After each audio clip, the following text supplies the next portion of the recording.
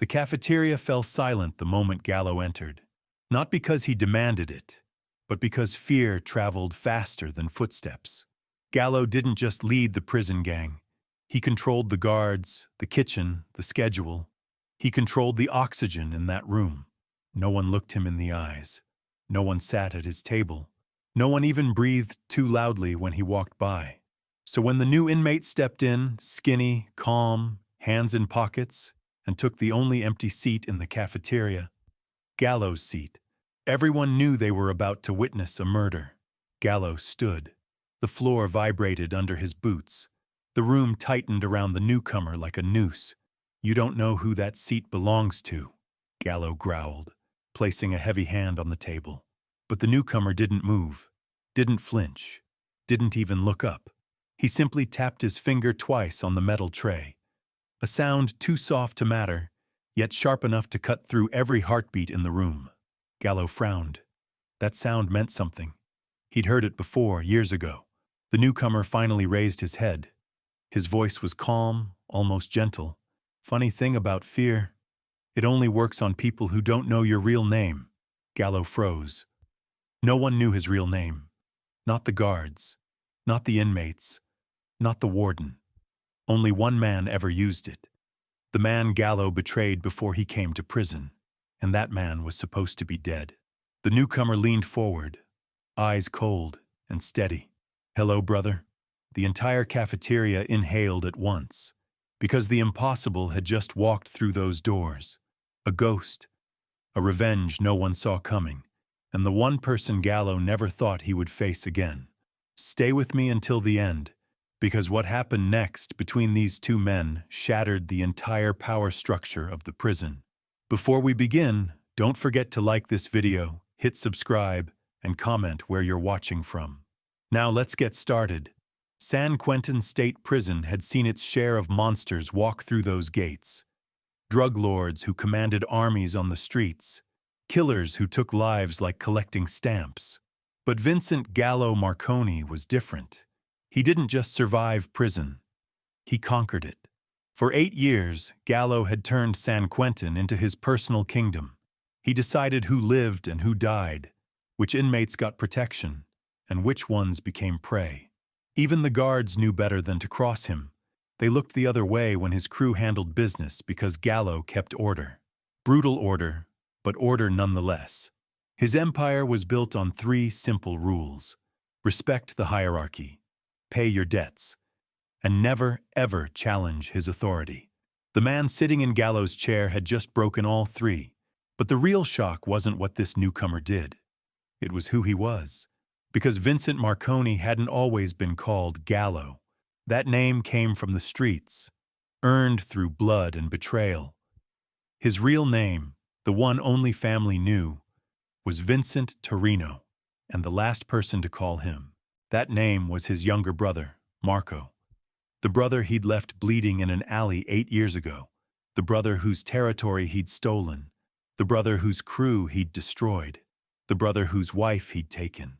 The brother he'd murdered. Marco Torino was supposed to be buried in a cemetery outside Chicago, but ghosts, it seemed, were harder to kill than men. The cafeteria remained frozen as the 2 brothers stared at each other across the metal table. 8 years of separation collapsed into this single moment. Vincent saw the boy who used to look up to him, who trusted him with everything. Marco saw the man who'd torn his life apart with calculated precision. "You're supposed to be dead," Vincent whispered, his voice cracking for the first time in years. Marco tilted his head slightly. "Funny how that works. The doctor said I had a 10% chance of surviving those 3 bullets you put in my chest. Guess I'm lucky." The surrounding inmates began to understand they were witnessing something unprecedented. This wasn't just another power struggle between a gang leader and a new fish. This was personal. This was family. This was the kind of reckoning that turned concrete walls into graveyards. Vincent's hand moved slowly toward the sharpened piece of metal hidden in his waistband. A weapon he'd carried for 3 years, waiting for the day someone would be brave enough or stupid enough to challenge him directly. But Marco saw the movement. He'd always been able to read his older brother like an open book. "I wouldn't," Marco said softly. Not yet. We have so much to catch up on first. The words hit Vincent like physical blows, because in that gentle tone, he heard something that terrified him more than any weapon: patience, planning, the voice of a man who had spent 8 years preparing for this exact moment. Marco leaned back in the chair, making himself comfortable, as if he belonged there, as if he'd always belonged there. You know, I've had a lot of time to think about our last conversation, Marco continued. Right before you shot me, you said something interesting. You said family was just another word for weakness, that loyalty was for suckers, that the only thing that mattered was power. Vincent's crew had started moving closer, sensing their leader's distress. 12 of the most dangerous men in San Quentin, each one willing to kill for a nod from Gallow. But Vincent held up his hand, stopping them. Something in his brother's calm demeanor warned him that violence wasn't the answer. Not yet.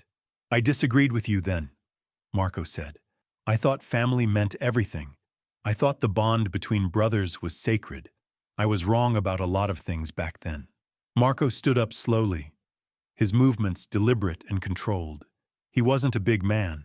Maybe 5'9", maybe 160 pounds. Next to Vincent's 6'2" frame and muscular build, he looked almost fragile, but there was something in his posture that commanded attention, something that made even hardened killers take a step back. But I learned something during my recovery, Marco continued, something that changed everything. You want to know what it was? Vincent found himself nodding despite every instinct telling him to strike first. Ask questions later. Marco smiled, and for just a second, Vincent saw the kid brother he'd grown up with, the one who used to follow him everywhere, the one who believed Vincent could do no wrong. I learned that you were right about power, Marco said, but you were wrong about how to get it. Marco began walking around the table, circling his older brother like a predator sizing up prey. The entire cafeteria watched in stunned silence as the most feared man in the prison allowed himself to be stalked by someone who looked like he should be working in an accounting office. You see, Vincent, you built your empire on fear, on violence, on making people believe you were unstoppable. But fear is temporary. Violence creates enemies, and the moment people stop believing you're unstoppable, your empire crumbles. Vincent's jaw clenched. He'd heard enough philosophy. It was time to remind everyone who ran this place. But before he could move, before he could signal his crew, before he could even blink, Marco did something that froze every person in that room. He laughed. Not a bitter laugh, not a threatening laugh, a genuine, warm, almost fond laugh. The kind of laugh that said he knew something no one else did. The kind of laugh that said the game was already over. Oh, Vincent, Marco said, still chuckling. You still don't understand. I'm not here to challenge your empire.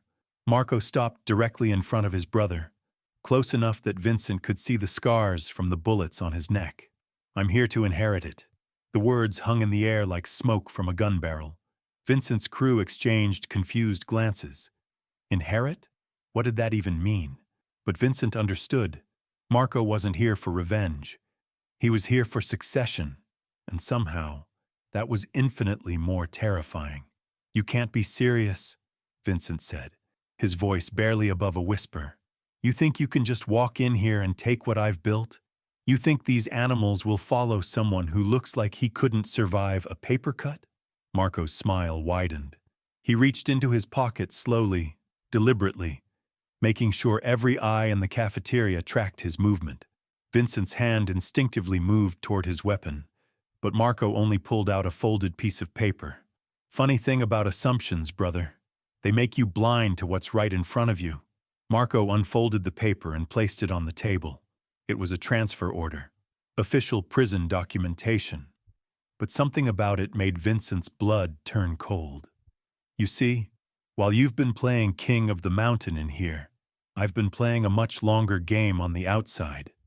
Did you ever wonder how I survived those bullets? Or how I managed to get sentenced to the exact same prison as you? Or why my arrival here was delayed by exactly 8 years? Vincent snatched the paper from the table. His eyes scanned the document, and with each line he read, his face grew paler. Marco Torino hadn't just been transferred to San Quentin. He'd requested it. He'd orchestrated it. He'd planned every detail of his arrival down to the minute. But that wasn't the worst part.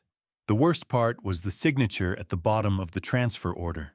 Warden Patricia Hayes. Vincent knew that signature well. He'd seen it on dozens of documents over the years. Documents that gave him privileges. Documents that kept him protected. Documents that maintained his power. Documents that Hayes had signed because Vincent had leverage over her. Photographs. Evidence. The kind of information that could destroy a career. "She's working with you," Vincent said, the realization hitting him like a physical blow. Marco nodded slowly. "Has been for 2 years. Turns out Warden Hayes values her freedom more than your friendship. Amazing what people will do when they discover their dirty secrets aren't as secret as they thought." The cafeteria had become a theater, and every inmate was now watching the greatest power shift in San Quentin history unfold in real time. Conversations had stopped completely. Even the guards seemed frozen, sensing that something fundamental was changing. Vincent looked around desperately. His crew, his protection, his empire. 12 men who had killed for him, who had bled for him, who had sworn loyalty until death. But as his eyes met theirs, he saw something that chilled him to the bone. Uncertainty.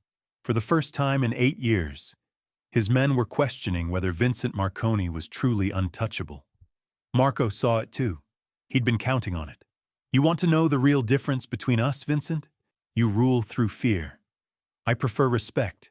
You take what you want. I earn what I deserve. You make enemies. I make allies." Marco turned to address the room, his voice carrying to every corner of the cafeteria. "Some of you know me by reputation. Some of you knew my crew on the outside before Vincent destroyed it. But all of you know what loyalty means. What happens when someone breaks the most sacred bond of all?" A murmur rippled through the crowd. Because Marco was right. Every man in that room understood betrayal. They'd lived it, breathed it, been destroyed by it. And the story of Vincent betraying his own brother had become legend in certain circles. "My brother taught me that family is weakness," Marco continued. "But he was wrong. Family is strength. Brotherhood is power. And when you destroy that bond, you destroy everything that makes you human." Vincent felt the room shifting. 8 years of carefully constructed authority was crumbling with every word his brother spoke. But he still had one card to play. One final ace that Marco couldn't possibly know about. "You think you're so smart," Vincent snarled. "You think you've planned for everything. But there's one thing you don't know, little brother." Vincent reached into his jacket and pulled out a small digital device. A recording device. The kind that could capture conversations and transmit them wirelessly. "Every word you've spoken since you sat down has been recorded and transmitted to my contacts on the outside. Your confession about working with the warden. Your admission of planning this whole thing. Your threats against my organization." Marco's expression didn't change. If anything, his smile grew wider. "Those contacts on the outside," Marco said calmly. "You mean Joey Torino, my cousin? Or maybe you mean Detective Sarah Chen, the one who's been feeding you information from inside the police department? Or perhaps you're talking about Judge Morrison, the one who's been fixing your appeals." Vincent's face went white. Those were names he'd never spoken aloud. Names that only he should know. "Impossible," Vincent whispered. Marco pulled out his own device, similar to Vincent's but smaller, more sophisticated. "Voice activation technology has come a long way in 8 years, Vincent. This little beauty has been recording everything you've said for the past 6 months. Every order you've given, every threat you've made, every illegal arrangement you've discussed. All transmitted to a very interested FBI task force that's been building a RICO case against your operation." The device in Vincent's hand suddenly felt like it weighed 1,000 pounds. Because he understood now. Marco hadn't come here to destroy Vincent's prison empire. He'd come here to destroy everything Vincent had ever built, inside and outside these walls. The beauty of patience, Marco said, standing up from the chair, is that it gives you time to think, to plan, to prepare. You taught me that the only thing that matters is power, so I spent 8 years learning exactly how to take it from you. Vincent's crew began backing away slowly, not out of fear of Marco, but out of fear of being associated with Vincent when the federal indictments started flying. Because every man in that room understood survival, and survival meant distance from a sinking ship. You see, brother, while you were playing prison politics, I was playing chess. Every move calculated, every piece positioned, every outcome anticipated. Marco walked toward the cafeteria exit, pausing only to look back at his older brother one final time. The only question now is whether you want to spend the rest of your life fighting a war you've already lost, or whether you want to accept that the student has finally surpassed the teacher. As Marco disappeared through the doorway, Vincent found himself alone at the table where he'd ruled unchallenged for 8 years. His crew had scattered. His authority had evaporated. His empire had crumbled in the span of 20 minutes. But the worst part wasn't the loss of power. It wasn't even the knowledge that his freedom was about to disappear completely. The worst part was the realization that his little brother, the one he'd left for dead in that Chicago alley, had become everything Vincent had always claimed to be: a master manipulator, a strategic genius, a man who understood that true power came not from fear, but from controlling the game itself. And Vincent Marconi, for the first time in his life, was just another player on someone else's board. The days following Marco's revelation moved like a slow-motion avalanche. Vincent watched his carefully constructed world disintegrate piece by piece, and there wasn't a damn thing he could do to stop it. The first domino fell Tuesday morning. 3 of his most trusted lieutenants didn't show up for the daily briefing in the laundry room. By Wednesday, half his crew was avoiding eye contact. By Thursday, inmates who used to scatter when he walked the corridors now stood their ground, whispering among themselves as he passed. But it was Friday when Vincent truly understood the scope of his brother's chess game. Warden Hayes called him to her office, not summoned through a guard, not dragged there in chains. Called, like he was just another inmate requesting a meeting. The disrespect burned worse than any physical wound. Hayes sat behind her mahogany desk, the same desk where she'd signed countless favors for Vincent over the years. But her expression had changed. Gone was the nervous compliance he'd grown accustomed to. In its place sat cold professionalism. "Vincent," she said, not bothering with his prison nickname, "we need to discuss your situation." Vincent settled into the chair across from her, trying to project the same confidence that had carried him through 8 years of manipulation and control. But something felt different. The power dynamic had shifted, and both of them knew it. "My situation seems fine to me, Warden. Same as always." Hayes opened a manila folder on her desk. Vincent caught a glimpse of FBI letterhead and felt his stomach drop. "Federal agents will be arriving Monday morning," Hayes said matter-of-factly. "They'll be conducting interviews with several inmates regarding ongoing criminal enterprises. Your name features prominently in their investigation." The words hit Vincent like ice water. Marco hadn't been bluffing about the federal task force, the recording device, the evidence. Everything his brother had claimed was real. "I don't know what you're talking about," Vincent said, but his voice lacked conviction. Hayes leaned forward, her eyes hard as steel. "Vincent, I've protected you for years because I had to. Because you had leverage, because I was trapped. But your brother offered me something you never could." "What's that?" "Freedom." The word hung between them like a guillotine blade. Vincent felt the last threads of his influence snapping one by one. "He showed me a way out," Hayes continued. "Full immunity in exchange for cooperation. A clean slate. A chance to run this prison the way it should be run, instead of being held hostage by inmates who think they're untouchable."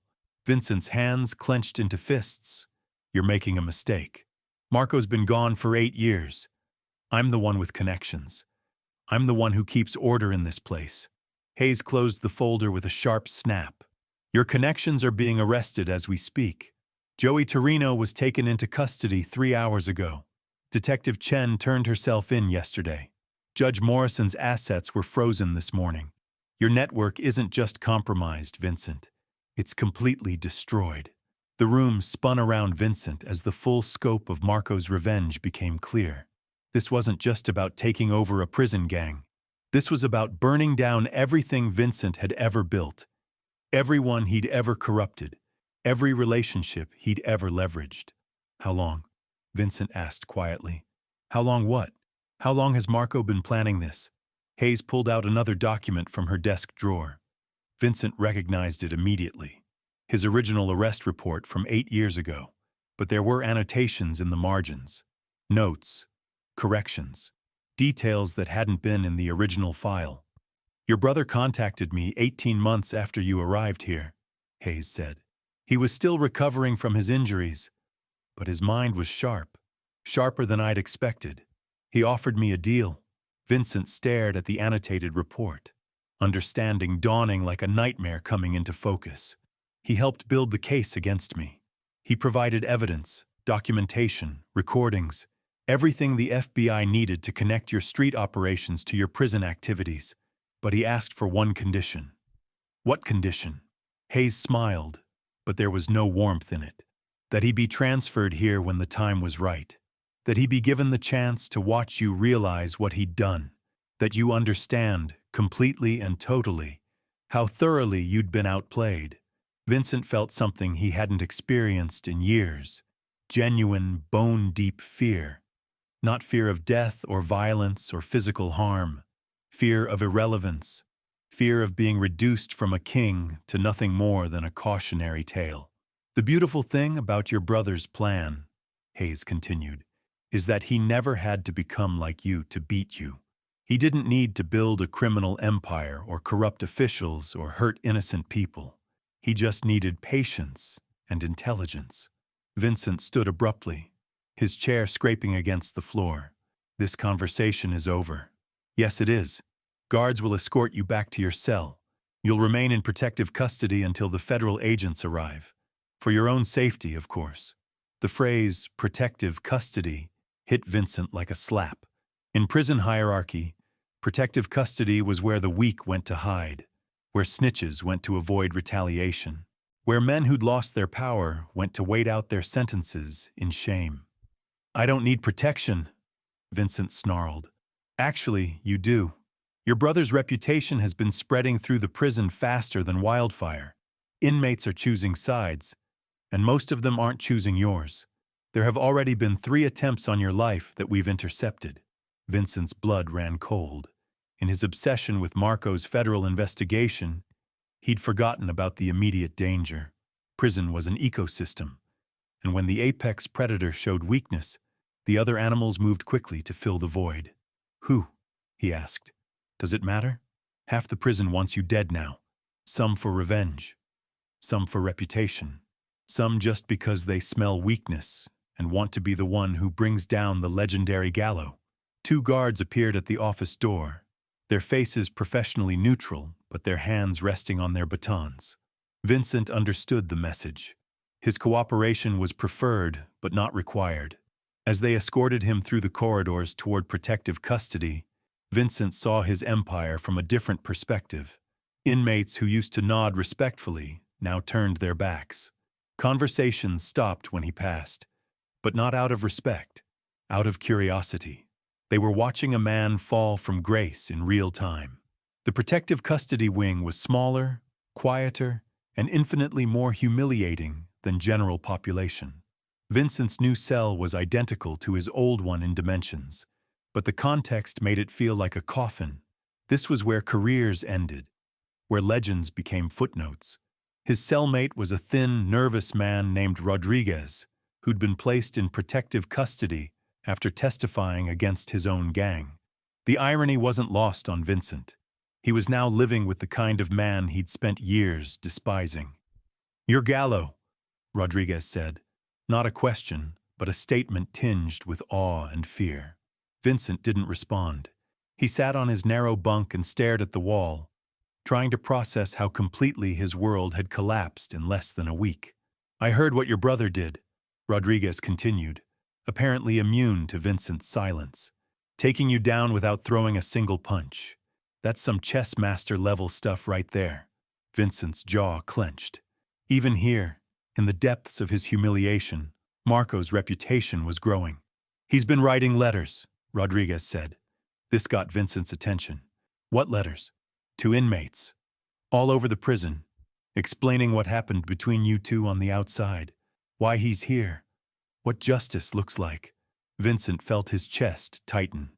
Marco wasn't content with destroying Vincent's criminal enterprise and federal freedom. He was also destroying his reputation, his legend, his place in prison hierarchy. "What do the letters say?" Rodriguez pulled a folded piece of paper from under his mattress. Vincent recognized his brother's handwriting immediately. Neat, precise, unchanged, from childhood. The letter was addressed to the general population of San Quentin. It laid out, in calm and measured language, the history between the Torino brothers, Vincent's betrayal, Marco's survival, the 8-year plan for justice. But it wasn't written with anger or hatred. It was written with the cold precision of a surgeon explaining a procedure. The most devastating part wasn't what Marco revealed about Vincent's crimes. It was how he revealed them, without emotion, without personal vendetta, like he was simply correcting a historical record that had been inaccurate for too long. Vincent crumpled the letter and threw it across the cell. But Rodriguez just pulled out another copy. "He made sure everyone got one," Rodriguez said quietly. "Even the guards have copies. The whole prison knows the truth now." The truth. Vincent almost laughed at the word. Marco's version of events wasn't inaccurate, but it wasn't complete either. It painted Vincent as a cold-blooded betrayer and Marco as an innocent victim. But the reality had been more complicated. Their father's business had been failing. The territory wars were getting bloodier. Someone had to make hard choices, and Vincent had made them. But complexity didn't matter in prison. Stories mattered. Legends mattered.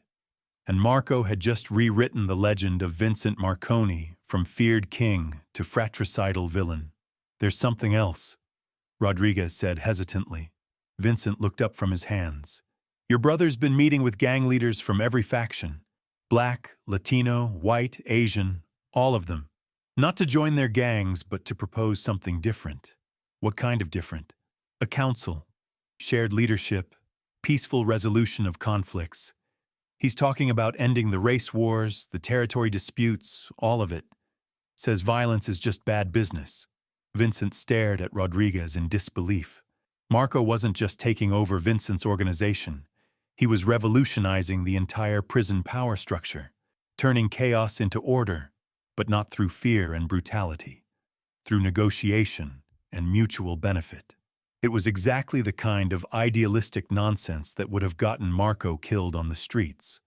But in prison, where men were trapped together for years or decades, where endless conflict served no one's interests, it might actually work. "And they're listening to him?" Rodriguez nodded. "He's got credibility now. He took down Gallow without firing a shot, proved that intelligence beats violence. Every gang leader in here respects that, even if they don't like it." Vincent closed his eyes and leaned back against the concrete wall. Marco had done more than destroy Vincent's empire. He'd created something better to replace it, something that would last longer and serve more people and generate less bloodshed. It was, Vincent had to admit, exactly what their father would have wanted. The old man had always preached about honor and family and building, something legitimate. Vincent had dismissed it as weakness, choosing instead the quick money and easy power of criminal enterprise. But Marco had found a way to combine their father's principles with genuine strength. "He's not done yet," Rodriguez said quietly. Vincent opened his eyes. "What do you mean?" "The council meeting is tonight. All the gang leaders. They're voting on his proposal for the new prison structure. Word is, if it passes, there's going to be one final piece of business to address." Vincent felt his stomach drop. "What business?" Rodriguez looked uncomfortable, like he didn't want to be the bearer of bad news. But prison taught men to deliver harsh truths quickly and directly. Justice for past crimes. Your brother's calling for a formal hearing. All your victims, everyone you've wronged, they get to speak. They get to tell their stories. And then the council decides what happens to you.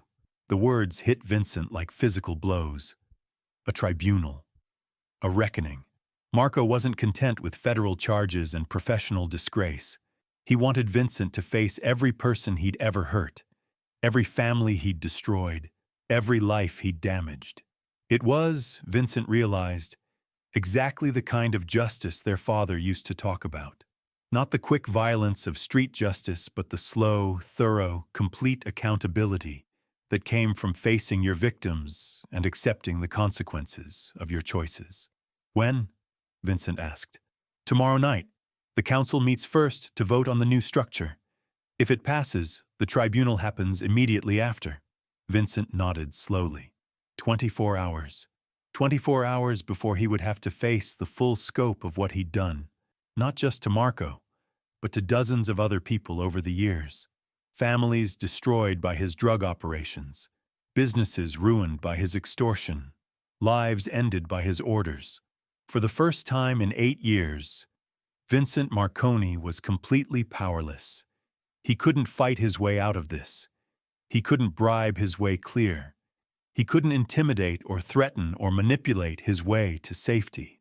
All he could do was wait and think and prepare to face the truth of what he'd become. And maybe, just maybe, figure out if there was still enough of the man his father had raised to accept whatever justice his brother's counsel would deliver. The morning of the council meeting arrived with an unnatural stillness that seemed to press against the walls of San Quentin like a held breath.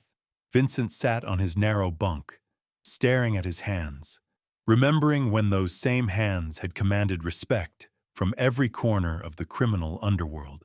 Now they trembled slightly as he tried to process what the next 12 hours would bring.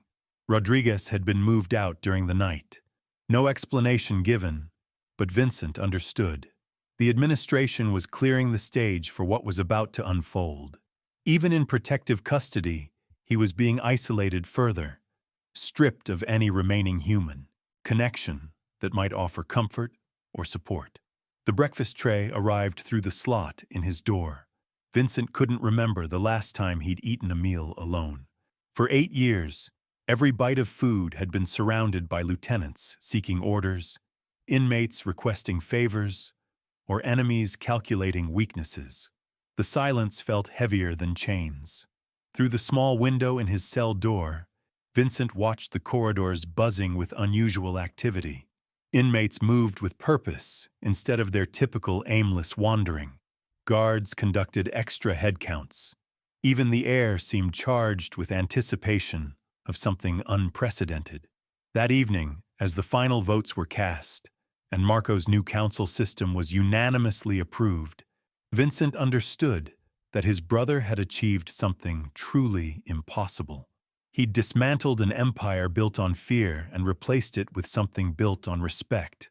He'd turned enemies into allies, chaos into order, and revenge into justice.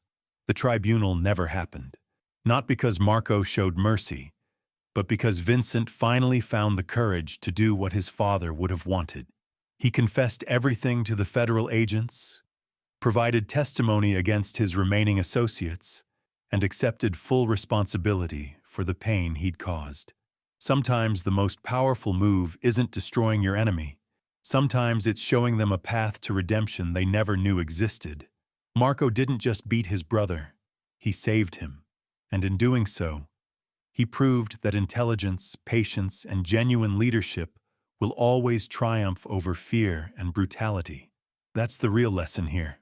True power doesn't come from how much fear you can create, but from how much respect you can earn. And sometimes the most impossible thing of all is giving someone the chance to become better than they ever thought possible.